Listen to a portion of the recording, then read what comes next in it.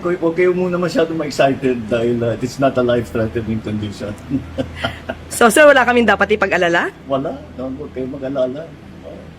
I'm, the rumors of my death are highly exaggerated. Walang dapat ipag-alala. Ito ang tiniyak ni Palace Press Officer at Presidential Communications Office Undersecretary Claire Castro kaugnay ng kondisyon ni Pangulong Ferdinand Marcos Jr. makaraang sumailalim sa magdamagang medical observation matapos makaranas ng ilang discomfort. Sa Palace briefing nitong Enero 22, sinabi ni Castro na pinayuhan ang Pangulo ng kanyang mga doktor na magpahinga at sumailalim sa masusing monitoring.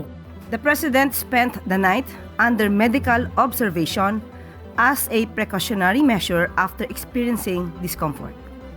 His doctors advised rest and monitoring. Sa katunayan, hindi nakadalo si Marcos Jr. sa nakaschedule na awarding ceremony para sa 2025 10 Outstanding Young Men na ginanap sa Malacanang Palace umaga ng Huwebes. Sa halip si Executive Secretary Ralph Recto ang nanguna sa programa at inihatid na lamang ang mensahe ng Pangulo.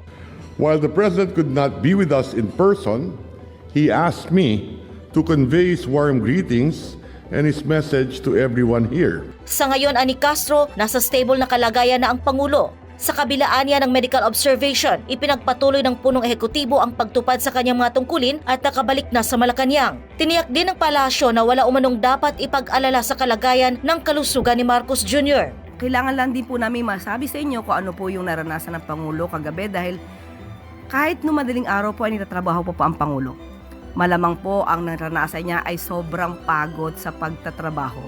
Pero dahil sinabi naman po ng doktor na naayos siya at maganda naman ang kanyang kalusugan. Samantala, kinumpirma rin ng Malacanang na sa St. Luke's Medical Center sa Quezon City, dinala at pina-check up si Pangulong Marcos Jr. Bandang hapon ng Biyernes ay personal na natanong at kinamusta ni Yusek Castro ang kondisyon ni Pangulong Marcos. Tiniyak ng punong ehekutibo sa publiko na maayos na ang kanyang kalagayan matapos kumalat ang mga espekulasyon hinggil sa kanyang kalusugan. Ayon pa sa kanya, siya ay na-diagnose ng diverticulitis at sinabing bahagi ng kanyang nararanasan ay dulot ng kanyang sobrang trabaho. I'm fine. I'm feeling very different from the way I was feeling before. Naayos na yung problem. What happened was I now have diverticulitis.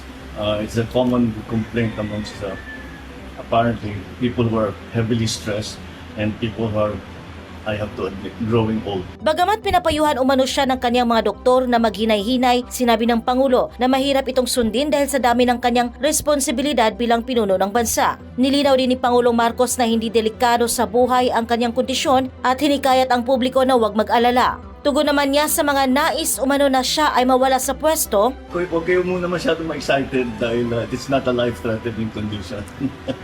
So sir, wala kaming dapat ipag-alala? Wala, huwag kayo mag-alala. I'm, the rumors of my death are highly exaggerated.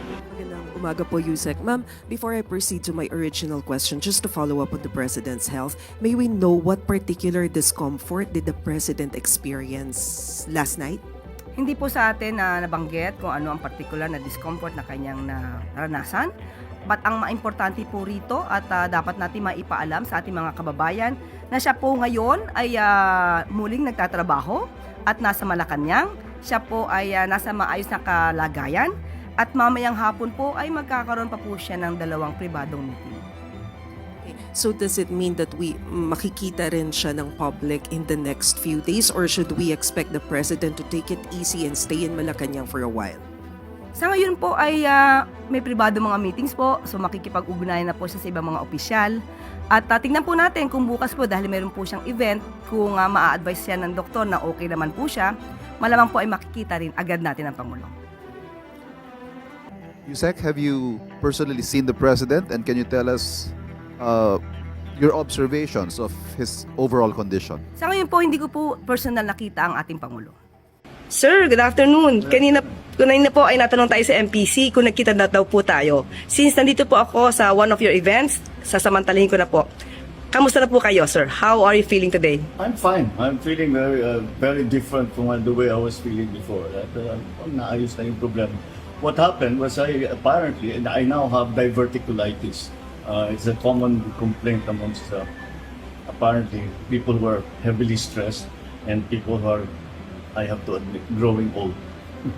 Overwork kayo, sir eh. Di ba sinabi ng doktor na hinay-hinay muna? No? Well, yeah, of course, lagi naman sinasabi ng doktor sa atin yun, pero paano mo naman gagawin yun? Ang daming trabaho. So, sir, ano mensahe niyo doon sa mga taong nais na kayo'y mawala sa pwesto? Huwag kayo muna masyado ma-excited dahil it's not a life-threatening condition. So, sir, wala kaming dapat ipag-alala? Wala, huwag kayo mag-alala. The rumors of my death are highly exaggerated. Thank you, sir. Thank you so much.